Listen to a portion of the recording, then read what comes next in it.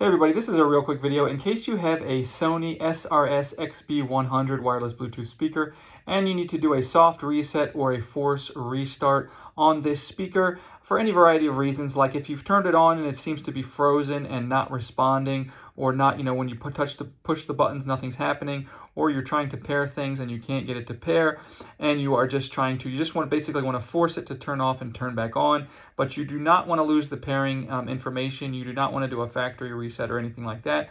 You can do this basically by just coming and pressing and holding the power button for at least 8 seconds.